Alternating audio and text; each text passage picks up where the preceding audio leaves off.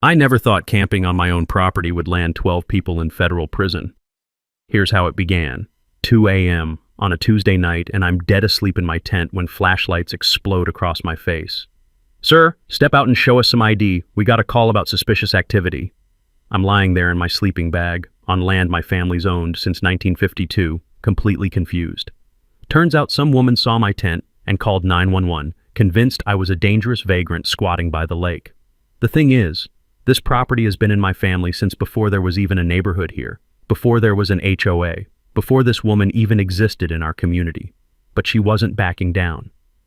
Even after the deputies apologized and left, embarrassed as hell, she kept pushing, kept threatening, kept making my life absolute misery. She had no idea who she was messing with, and she definitely had no idea what I was about to uncover about her and her corrupt little friends. What would you do if someone harassed you on your own property? Comment below and tell me where you're watching from, because what happened next changed everything. Let me back up and tell you how I walked into this nightmare. 6 months ago, I was Marcus Thompson, just another veteran trying to figure out civilian life after 20 years as an Army Corps engineer.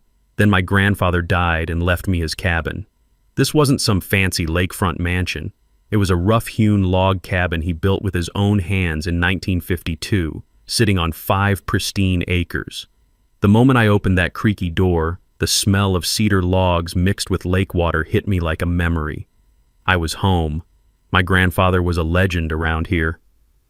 Local fishing guide for 40 years, taught half the county how to read water and tie flies. Every 4th of July, he'd throw legendary fish fries where he'd feed anyone who showed up hungry. The whole community would gather on our beach, and you could smell the wood smoke and fried bass for miles. But more importantly, he never backed down from bullies. Back in the 80s, some developer tried to buy out all the lakefront families for condos.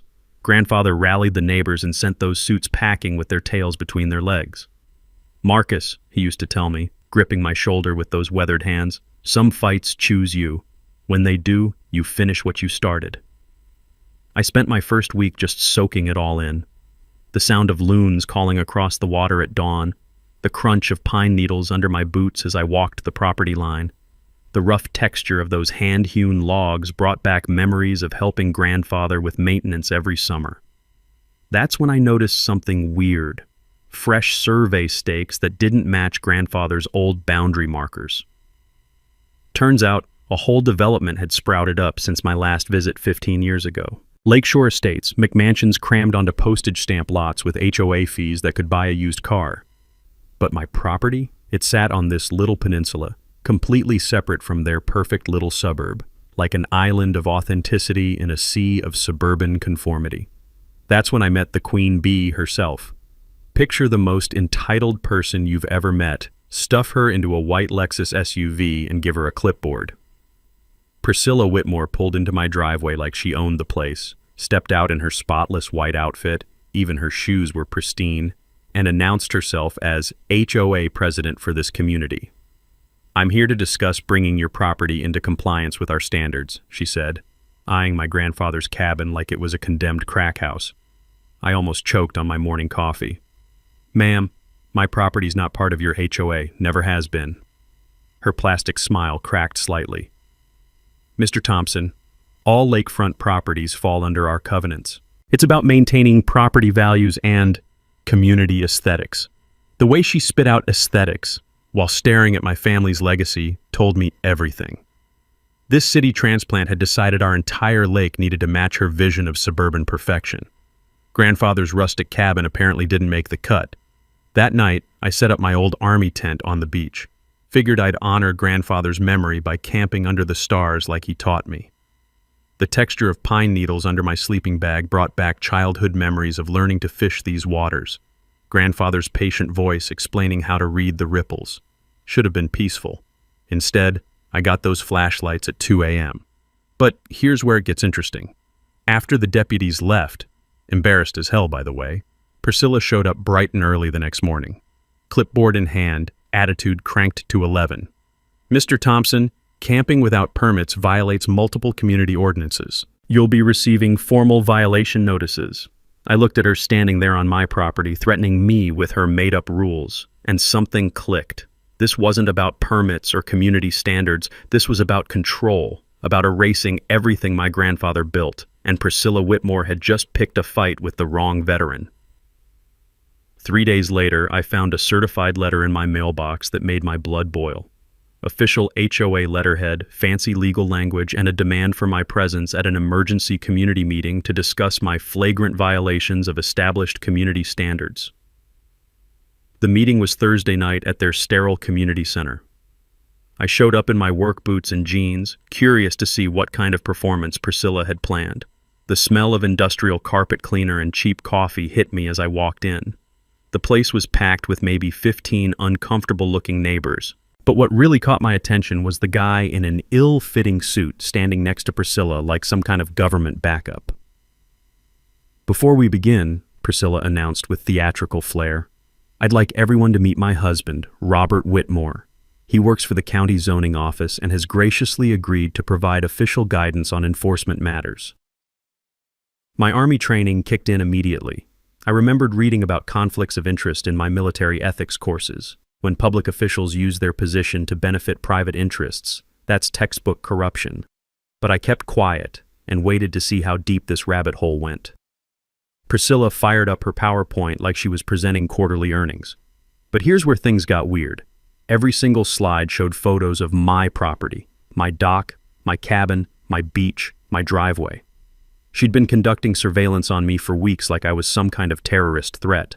"As you clearly see," she said, clicking through pictures of my tent, "unauthorized temporary structures create liability issues and severely impact community aesthetics." The neighbors were fidgeting like kids in detention. You could cut the tension with a knife. Everyone knew this was wrong, but nobody wanted to be the first to speak up. Then came the knockout punch. Mr. Thompson must sign this retroactive compliance agreement, which includes $2,000 in back fees plus monthly dues going forward. Her husband stepped up with his government authority voice. "The county fully supports HOA initiatives to maintain community standards. We have extensive enforcement tools for uncooperative property owners." That's when I'd heard enough. I stood up slowly, walked to the front, and spread my surveyor's map and property deed across their presentation table. The papers rustled in the dead silence. "Before anyone signs anything," I said, projecting my voice to the back row, "let's establish some basic legal facts here." I traced the property boundaries with my finger. "My family's land ends here. Your HOA jurisdiction starts way over there. This property predates your development by 4 decades and has never been subject to your authority." The room went cemetery quiet except for the buzzing fluorescent lights overhead. I held up grandfather's deed. "Continuous family ownership since 1952. Your HOA incorporated in 1995. You cannot retroactively claim control over property you never had rights to." Priscilla's face flushed red. "Community standards supersede individual property claims when neighborhood values are at stake." Her husband tried to sound official. "Multiple enforcement mechanisms exist for addressing nuisance violations." But I turned to address the neighbors directly. "How many of you realized your HOA president has been demanding fees for property she has zero legal authority over?" Then I dropped the real bomb. "I'm curious what other creative charges you've been paying that might not survive legal scrutiny." That's when the dam broke. Whispers started spreading like wildfire, people comparing notes about mysterious assessments and unexplained fee increases. Dorothy, an elderly woman in the 3rd row, raised her weathered hand. "We paid $1,500 for lake maintenance last year. I walk that shoreline every day. Haven't seen one improvement." More hands shot up. Questions about special assessments for projects that never happened. Fees for services nobody could identify. The crowd was getting agitated and Priscilla was losing control fast. "This meeting is about Mr. Thompson's violations," she snapped, "not unfounded complaints about HOA management." I gathered my documents with deliberate calm. Actually, this meeting just became very educational. If Mrs. Whitmore claims authority she doesn't legally possess, every decision she's made as your president deserves serious scrutiny. The room erupted in conversations, neighbors finally comparing experiences they'd been suffering through alone. Priscilla stormed out, her husband scurrying behind her like a scared puppy. Dorothy approached me afterward, her eyes sharp despite her age. "Your grandfather warned us about people like her 20 years ago, said carpetbaggers would keep trying to control what wasn't theirs." Driving home, listening to gravel crunch under my tires, I realized Priscilla had made a fatal mistake. She'd turned a simple property dispute into a public examination of her entire operation. This wasn't about camping anymore. This was about power, money, and corruption. And she'd just handed me the keys to bringing down her whole empire. Priscilla's revenge came swift and vicious. Monday morning, 7 a.m. sharp, a county code enforcement truck rumbled into my driveway like a tank rolling into occupied territory. The inspector was a nervous, sweaty guy who wouldn't make eye contact. He shoved an official notice at me citing anonymous complaints about my septic system, dock permits, and cabin electrical work. Everything that had been perfectly legal under grandfathered protections for 70 years. Need to see permits for all structures, he mumbled, wiping sweat from his forehead despite the cool morning air. 30 days to comply or face serious penalties. The estimated costs made my jaw drop. Nearly $10,000 to update systems that had been working fine since Eisenhower was president. But here's where it got interesting. This nervous wreck actually let something slip.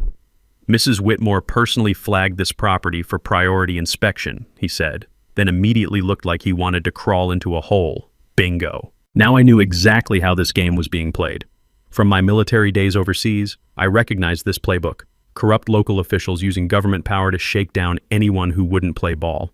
The harassment escalated throughout that week like clockwork. Tuesday morning brought the HOA landscaping crew accidentally dumping a mountain of grass clippings all over my pristine beach. The smell of rotting vegetation cooking in the summer heat was absolutely revolting. When I called to complain, they claimed it was a routing error and would get cleaned up when schedules permitted. Wednesday delivered emergency maintenance at 6 a.m. Leaf blowers and hedge trimmers positioned strategically to blast noise directly through my bedroom windows for 3 straight hours. The crew just shrugged when I confronted them, following orders, nothing personal. Thursday brought fish and game officers responding to reports of illegal camping and hunting activity. They were embarrassed when they realized how bogus the complaints were, but someone was clearly working through a systematic harassment checklist. By Friday, even my mail delivery had become problematic. The postal worker admitted someone kept calling about access issues to my mailbox, forcing them to hold my mail for pickup downtown. But Priscilla had seriously underestimated who she was messing with. My Corps of Engineers background had taught me something valuable. When someone attacks your infrastructure, you research theirs and find the weak points. I started by requesting a full environmental impact study for the lake area. 20 years of environmental engineering experience meant I knew exactly what to look for and how to request it legitimately. That's when I hit the mother lode. The environmental records showed that Lakeshore Estates had violated multiple federal wetlands protection laws during construction. I'm talking serious violations, the kind that trigger EPA enforcement actions and massive fines. Back in my Army days, I'd learned that document fraud usually involves consistent patterns across multiple violations. So I filed Freedom of Information Act requests for all county HOA correspondence over 5 years. Public records had to be disclosed, whether they liked it or not. The email trail I uncovered was absolutely damning. Message after message showing coordination between Priscilla's husband and other county officials to expedite HOA requests while creating bureaucratic nightmares for independent property owners. They were literally using taxpayer-funded government resources to wage war against citizens who wouldn't join their little club. Dorothy invited me for coffee and revealed the true scope of this operation. Her weathered hands shook slightly as she poured tea and told me about the systematic destruction of our community. The Hendersons were here 40 years, she said, her voice heavy with sadness, after 8 months of manufactured violations and legal harassment. They sold for half their property's worth just to escape. She rattled off names: the Millers, the Johnsons, 3 other longtime families driven out through coordinated government harassment campaigns. Each property sold below market value to buyers with mysterious connections to Lakeshore Estates. I started documenting everything with military precision.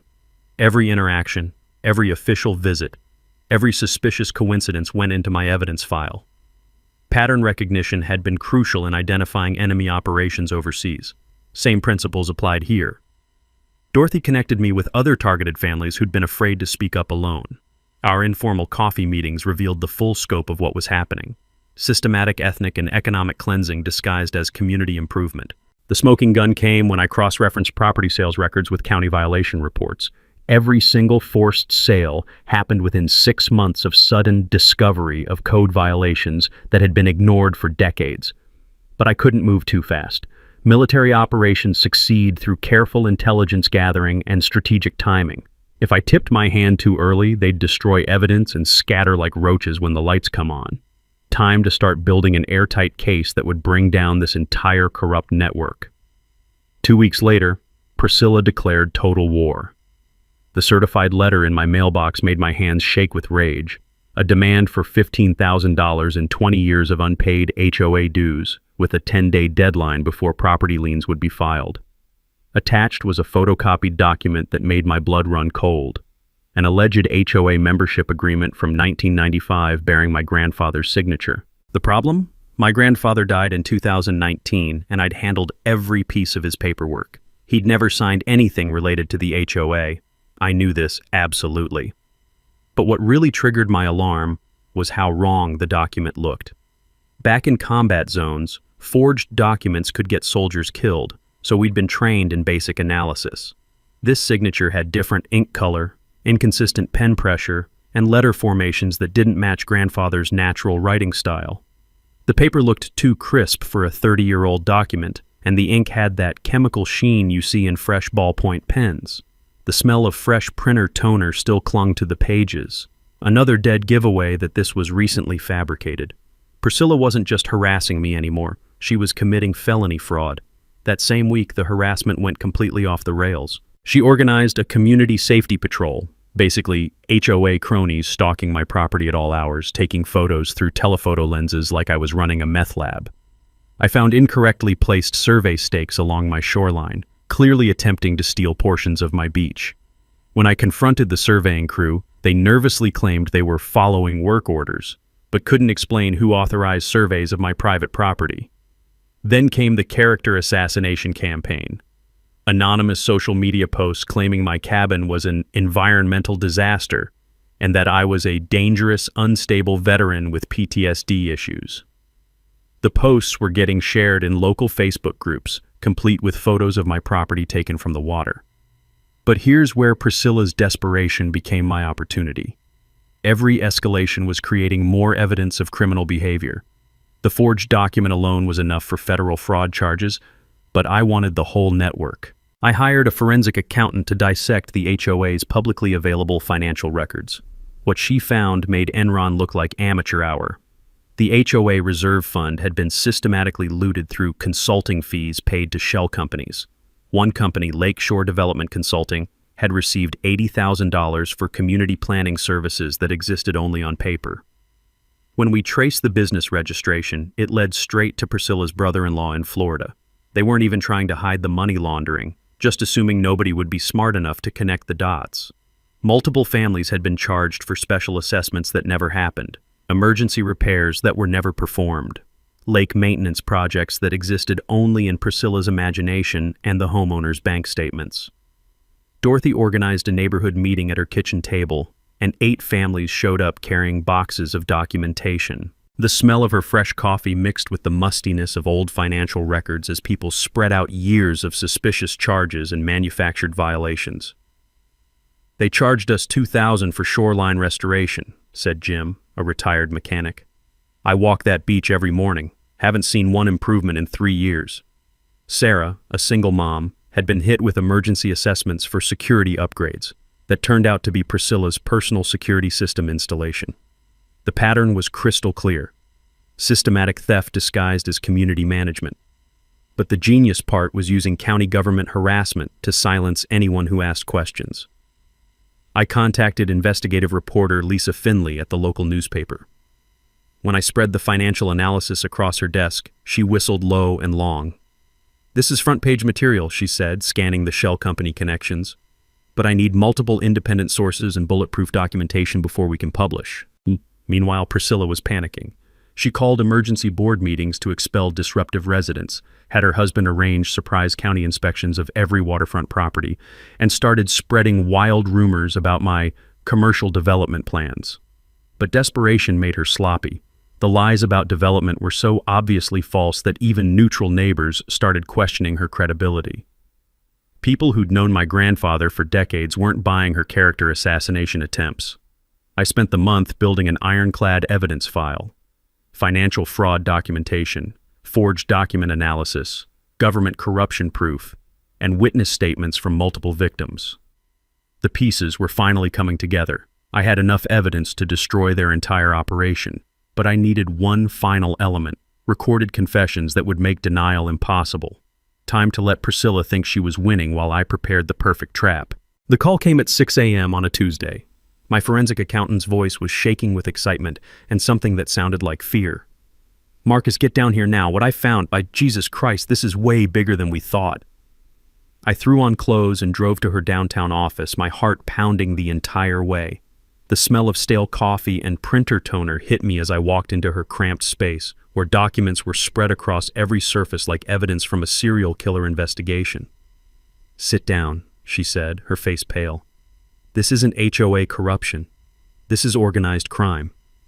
She pointed to a timeline covering her entire wall: names, dates, property transfers, and dollar amounts connected by red string like something from a conspiracy thriller. "They've stolen over $2 million in the last 5 years alone," she whispered. 12 families. Same exact pattern every time. My blood turned to ice as she walked me through their operation. Manufactured code violations to pressure families into selling. Properties purchased through shell companies at below-market prices. Immediate rezoning approvals for high-density development.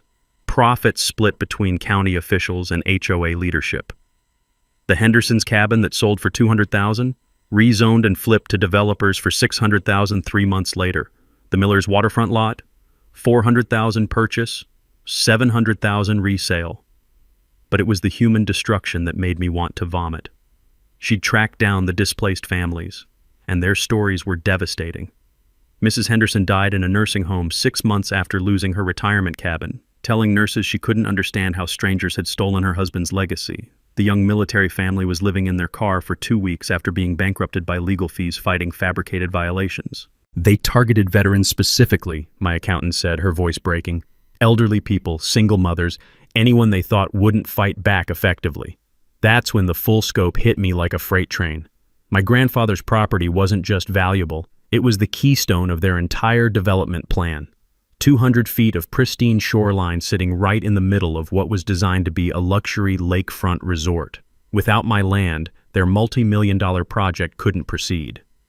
I was the final obstacle to a criminal enterprise that had been destroying families for half a decade. The environmental plans were equally sickening. Clear-cut the mature forest grandfather had protected. Fill the wetlands where he'd taught me to identify bird species.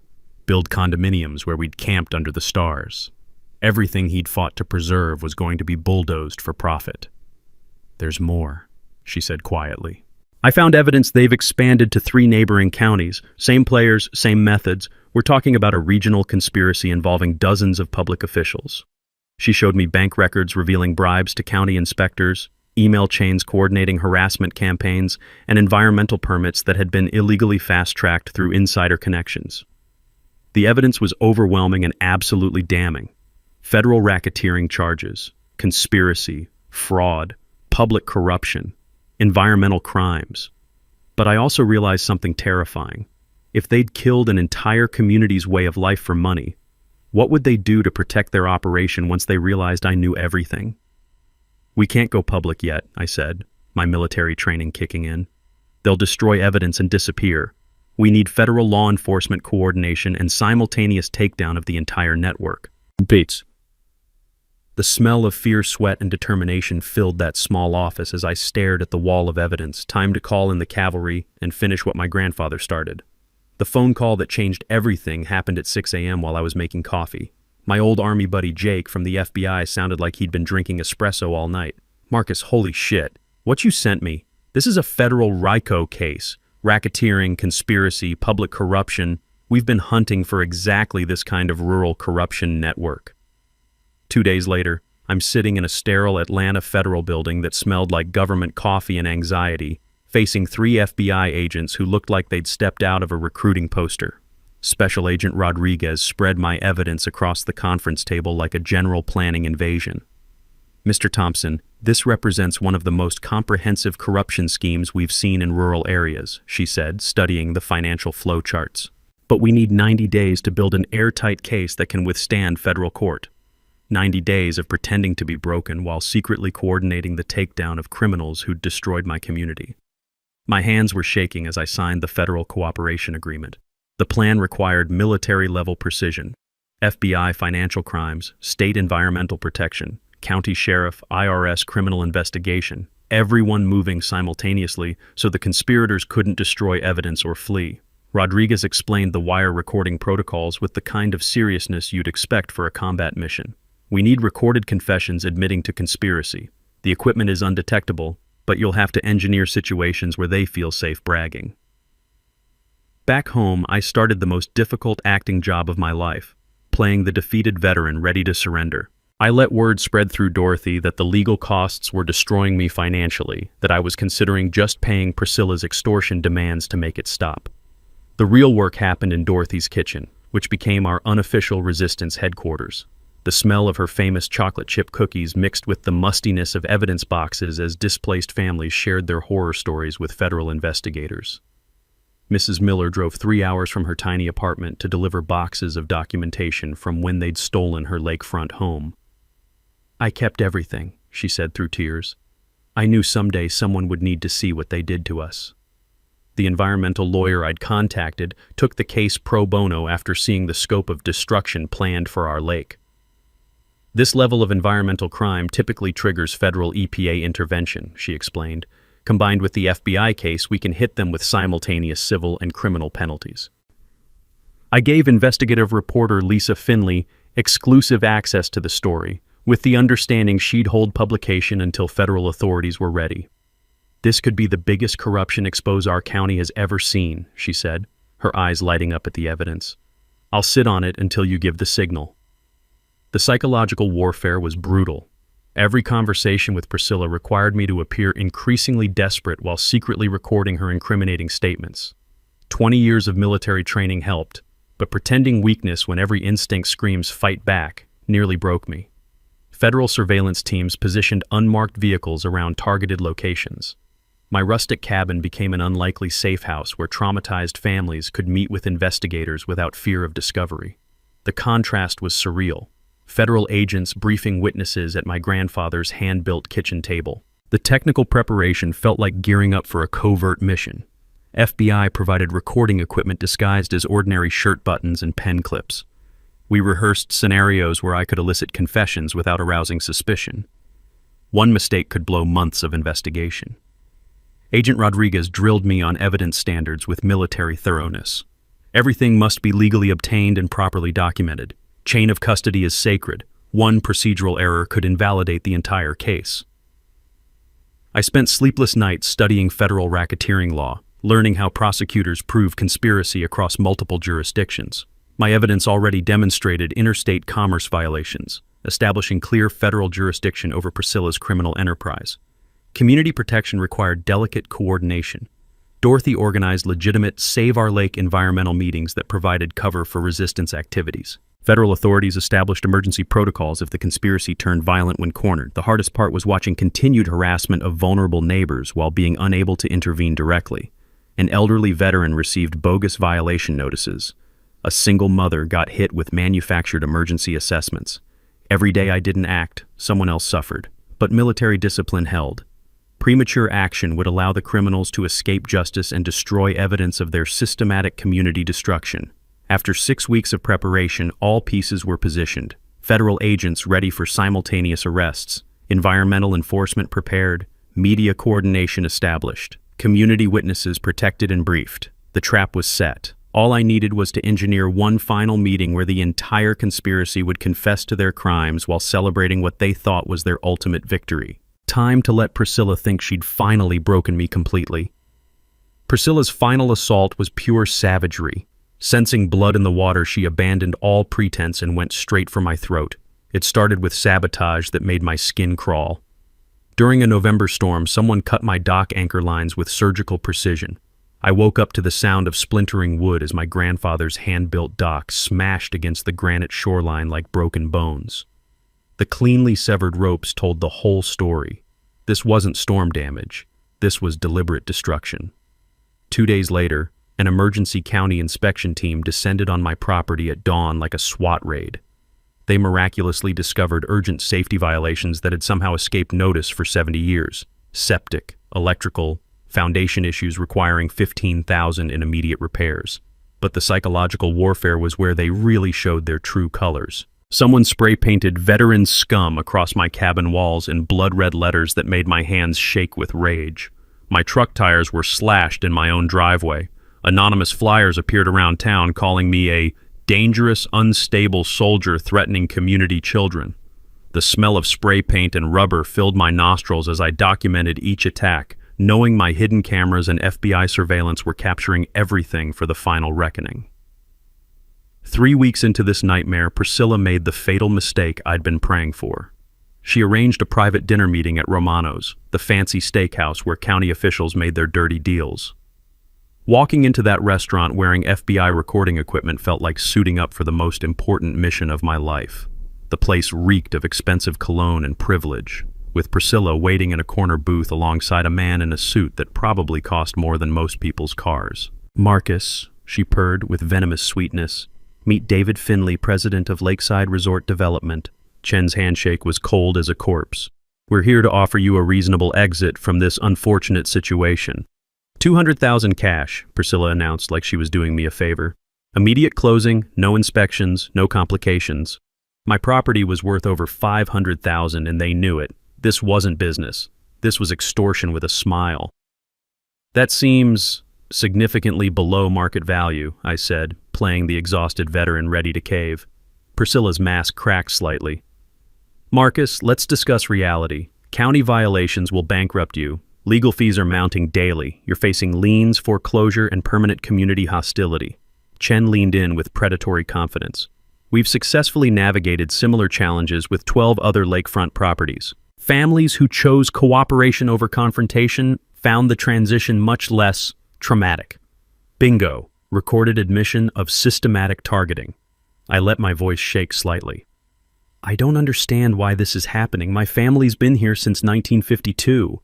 Priscilla's eyes lit up with triumph. "Progress requires difficult decisions, Marcus. Individual nostalgia can't obstruct community advancement." "Lakeside Resort represents $40 million in regional investment," Finley added.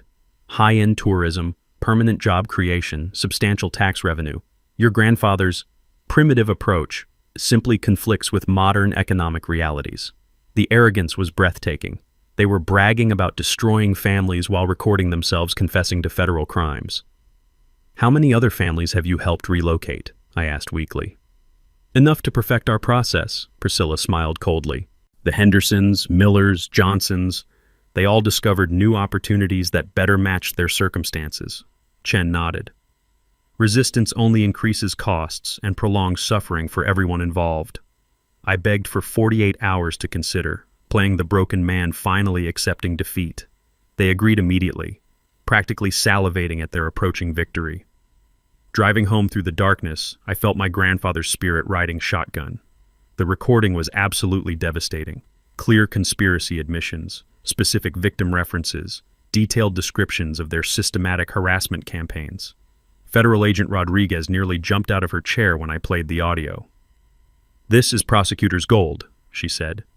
"Detailed conspiracy confessions with explicit victim targeting. They just handed us a federal conviction." The final trap was scheduled for Thursday afternoon, a public signing ceremony at the county courthouse, with media present to document Priscilla's community improvement success. County officials, developer partners, HOA board members, the entire criminal network gathering to celebrate their victory. What they didn't know was that federal authorities would be positioned for simultaneous arrests the moment I dropped my act and revealed the true scope of their criminal enterprise. 7 decades after my grandfather first fought these battles, it was time to honor his memory with the most satisfying justice our community had ever witnessed. The reckoning was coming. The character assassination campaign launched the next morning like a coordinated military strike. Priscilla had clearly decided that psychological warfare was her best weapon for ensuring I'd show up broken and defeated to sign away my family's legacy. Anonymous flyers appeared on every car windshield in town overnight. "Dangerous veteran threatens community safety," screamed the headline above a grainy photo of me taken with a telephoto lens. The text described me as a mentally unstable soldier with PTSD and violent tendencies, who was endangering children and property values. My phone started ringing at 6 a.m. with calls from concerned neighbors who'd known me since childhood. Dorothy was furious when she called. "Marcus, this is absolutely disgusting. Everyone knows this is complete fabrication." But that's when something beautiful happened. Instead of turning the community against me, Priscilla's lies triggered a backlash that she never saw coming. The local veterans organization issued a public statement defending my character and military service. 3 neighbors who'd known my grandfather wrote letters to the editor calling the attacks shameful lies about a decorated soldier. The smear campaign was backfiring spectacularly, but Priscilla doubled down with increasingly desperate tactics. False police reports started flooding the system. Tuesday morning brought cops to my door responding to reports of threatening behavior toward children at the school bus stop. Wednesday's call claimed I'd been brandishing weapons and making terroristic threats. Thursday's report alleged drug activity and suspicious nighttime behavior. Each time, the responding officers were embarrassed and apologetic. "Sir, we know this is harassment, but we have to respond to every call," Deputy Martinez told me after the 3rd bogus report. "Someone's really got it out for you." Meanwhile, county officials were working overtime to expedite the harassment timeline. Robert Whitmore personally approved emergency environmental exemptions for the Lakeside Resort project. Permits that typically took months were being rubber-stamped in days. I watched from my window as survey crews swarmed neighboring properties, measuring and marking boundaries for the massive development project. The smell of diesel exhaust from their equipment mixed with autumn leaves as they prepared to destroy everything my grandfather had protected. But the most revealing moment came when Priscilla couldn't contain her excitement any longer. She organized a premature victory celebration at her house, inviting county officials, developer partners, and select HOA members to toast their community improvement success. The FBI surveillance team captured audio from the party that was absolutely devastating. Priscilla, drunk on wine and power, detailed their entire operation for her guests. "We've successfully removed 12 non-compliant families over 5 years," she bragged. "The key is coordinated pressure, code violations, legal harassment, and social isolation until they break." County Inspector Williams laughed as he described his role. "Mrs. Whitmore calls, I find violations. Doesn't matter if they've been fined for decades. There's always something that needs expensive updates." David Finley, the developer, was even more explicit.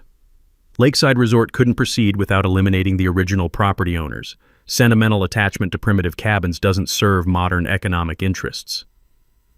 But here's where Priscilla made her biggest mistake. Robert Whitmore, emboldened by alcohol and anticipated success, detailed the government corruption that made their scheme possible. "County resources are supposed to serve community development," he slurred. "If individual property owners can't adapt to progress, enforcement tools exist to encourage cooperation." The recording captured systematic admission of bribery, conspiracy, fraud, and abuse of public office. Federal prosecutors would have a field day with evidence this comprehensive. 3 days before the planned signing ceremony, I received the final ultimatum.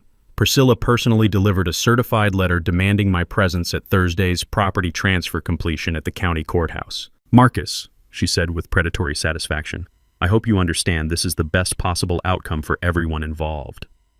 Resistance has only made the process more expensive and painful than necessary." I played my part perfectly, appearing defeated and financially broken. "I just want this nightmare to end," I told her, letting my voice crack slightly.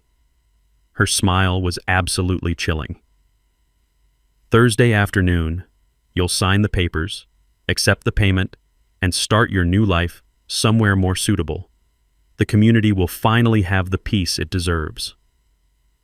As she drove away in her white Lexus, I felt the weight of 70 years of family history on my shoulders. Everything my grandfather had built, fought for, and protected was apparently going to be sold to criminals on Thursday afternoon. What Priscilla didn't know was that Thursday would mark the end of her criminal empire and the beginning of justice for every family she'd destroyed. Federal agents were positioned, media was coordinated, evidence was compiled, arrest warrants were signed, the trap was set. Time to spring it. Thursday afternoon arrived with crisp November air and the kind of tension you feel before a thunderstorm. The county courthouse steps were buzzing with activity as I walked up carrying a manila folder that contained either surrender documents or the evidence to destroy a criminal empire. Priscilla stood near the entrance in her pristine white outfit, practically glowing with triumph. County officials milled around like they were attending a ribbon-cutting ceremony. David Finley had brought champagne bottles for the post-signing celebration. Local news cameras were positioned to capture what they thought was a routine property transfer. What none of them knew was that FBI agents were positioned throughout the crowd, disguised as reporters and courthouse staff.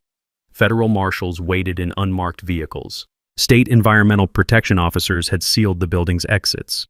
"Marcus," Priscilla called out with theatrical warmth. "So wonderful that you're here to finalize this beneficial arrangement for everyone involved." I approached the signing table they'd set up on the courthouse steps, complete with microphones and media attention. The smell of expensive cologne mixed with autumn leaves as the conspirators gathered around their moment of victory. "Before we begin," Priscilla announced to the cameras, "I want to thank the county officials who made this community improvement possible. Robert Whitmore, David Finley, and our dedicated HOA board have worked tirelessly to enhance our neighborhood's character." Robert stepped forward with government authority. "This property transfer represents exactly the kind of cooperative community development our office supports.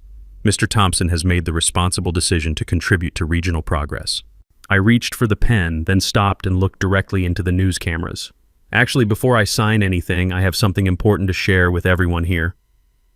I opened my folder and pulled out the comprehensive evidence file instead of signing papers. For the past 6 months, I've been documenting a criminal conspiracy that has systematically stolen property from families throughout this county. Priscilla's face went sheet white. "Marcus, what are you talking about?" I held up financial records for the cameras. "This woman and her partners have operated a racketeering enterprise that has destroyed 12 families over 5 years, stealing over $2 million through coordinated harassment, fraud, and government corruption." "This is outrageous," Robert stammered, but his voice was shaking. I pulled out the recorded conversations. "I have detailed confessions from every member of this conspiracy, recorded over multiple meetings where they admitted to systematic targeting of veterans, elderly residents, and vulnerable families." David Finley started backing away from the cameras. "I don't know what he's talking about." "Mr. Finley, 3 nights ago you told me that Lakeside Resort couldn't proceed without eliminating original property owners, and that sentimental attachment to primitive cabins doesn't serve modern economic interests." I turned to address the news cameras directly. "These people have been using county government resources to manufacture code violations, forge legal documents, and terrorize families into selling their generational properties for pennies on the dollar." That's when Agent Rodriguez stepped forward, badge visible. "FBI, Mr. Thompson has been cooperating with a federal investigation into racketeering and public corruption." The courthouse steps erupted in chaos. Federal agents were identifying themselves throughout the crowd. Robert Whitmore tried to run but was immediately handcuffed by marshals. David Finley was on his phone, probably calling lawyers, when agents confiscated his device. But Priscilla was still trying to control the narrative. "This is a mentally unstable veteran making wild accusations." I looked straight into the nearest camera. "Mrs. Whitmore, you're under arrest for conspiracy, fraud, racketeering, and public corruption. Your own recorded words will convict you." The handcuffs clicking shut on Priscilla's wrists was the most satisfying sound I'd ever heard. Her perfect white outfit was rumpled, her makeup running, her empire crumbling in real time on live television. Dorothy and other neighbors had arrived as news spread throughout the community. Displaced families drove from 3 counties to witness the arrests of the people who'd destroyed their lives. Mrs. Miller was crying as she watched Robert Whitmore being led away in handcuffs. "They told me my septic system was failing," she said through tears. "Cost me my home and my retirement savings." I addressed the growing crowd and media. "This is what happens when ordinary citizens refuse to be intimidated by criminals hiding behind official authority. My grandfather taught me that some fights choose you, and when they do, you finish what you started." News vans were arriving from regional stations as word spread about the massive corruption bust. Federal agents were loading evidence boxes while state environmental officers served cease and desist orders on the illegal development project. As Priscilla was led past me in handcuffs, she hissed, "You have no idea what you've done." I smiled and said the words I'd been saving for months. "Lady, I know exactly what I've done. I've honored my grandfather's legacy and saved my community from criminals." The reckoning was complete. 6 months later, I'm sitting on my grandfather's restored dock, watching the sunrise paint the lake in shades of gold and crimson. The sound of loons calling across the water reminds me why this place is worth fighting for. The legal aftermath was swift and brutal for the conspirators. Priscilla and Robert Whitmore pleaded guilty to federal racketeering charges rather than face a jury trial with overwhelming evidence. Priscilla got 8 years in federal prison, plus full restitution to victims. Robert received 6 years and permanent disbarment from any government position. David Finley's Development Corporation paid $5 million in environmental fines and had their permits permanently revoked. County Inspector Williams received 3 years for accepting bribes, and the entire county zoning office was placed under federal oversight for 2 years. The financial restitution exceeded everyone's expectations. The courts ordered liquidation of all assets connected to the conspiracy, generating $2.8 million for affected families. Mrs. Miller was able to buy back her original property and restore her retirement savings. The Henderson family's heirs received compensation that honored their grandparents' stolen legacy. But the real victory was watching our community heal and rebuild. Dorothy organized the first annual Justice and Remembrance Festival on the 1-year anniversary of the arrests. Families who'd been scattered by Priscilla's harassment came back to share their stories and celebrate their survival. The smell of barbecue smoke and the sound of children's laughter filled the air where criminal meetings used to be planned. I established the Grandfather's Legacy Scholarship, using money recovered from the conspiracy. Every year, we provide full college funding for 3 local veterans pursuing degrees in environmental protection, civil engineering, or public service. The first recipients were children of families who'd been displaced by Priscilla's scheme but chose to return and rebuild. The Environmental Restoration Project became a model for lake conservation throughout the region. Federal funding helped remove all illegal construction materials, replant native vegetation, and restore wetlands that had been damaged during the development preparation. Water quality testing shows the lake ecosystem is healthier now than it's been in decades. The new neighborhood association operates with complete transparency and democratic governance. Monthly meetings are recorded and published online. Financial records are audited by independent accountants. No decisions can be made without majority approval from affected property owners. Property values actually increased after the criminal network was eliminated. Families seeking authentic lakefront living were attracted by our community's proven ability to resist corruption and protect natural beauty. 3 new families purchased properties and committed to preserving the area's rustic character. The case became a national model for prosecuting rural corruption. FBI agents now use our evidence as training material for identifying similar schemes. State legislation was strengthened to prevent HOA overreach and protect property owners from harassment. Veterans advocacy groups cite our experience as proof that military training provides valuable skills for civilian community protection. On quiet evenings, I sometimes camp on the beach where this whole adventure began. The texture of pine needles under my sleeping bag brings back memories of learning to fish these waters with grandfather's patient guidance. I can almost hear his voice on the wind. "You finished what we started, son." Dorothy, now in her 80s, has become our unofficial community historian. She's writing a book about the corruption scheme and how ordinary people fought back against organized crime. "Your grandfather would be so proud," she tells me regularly. "You honored his memory by protecting what he loved most." The ripple effects continue spreading. 3 neighboring counties launched their own investigations into HOA corruption after our case made headlines. 2 additional criminal networks have been identified and prosecuted using techniques developed during our investigation. Dozens of families have recovered stolen property and received justice. Sometimes people ask me if the stress and danger were worth it. I always point them toward the children playing on our restored beach, the families who've returned to their ancestral properties, and the pristine lake that will be protected for future generations. Last month, I received a letter from a veteran in Oregon whose family was being targeted by a similar corruption scheme. He'd read about our case online and was using our evidence techniques to build his own federal investigation. The fight continues, but now people know they're not alone. Drop a comment below and share your own HOA nightmare stories. You're not powerless against corruption, and this community is here to support each other. Hit that subscribe button because there are more stories of ordinary people fighting extraordinary corruption, and together we can make sure justice gets served everywhere it's needed. Sometimes the smallest fights have the biggest consequences, and sometimes fighting for what's right is the most important thing you'll ever do. Thanks for hanging out with us on HOA Stories, where the HOA Karens meet their match. If this story had you cheering or cringing, go ahead and like the video, drop a comment with your reaction, and hit subscribe so you're ready for the next wild HOA tale.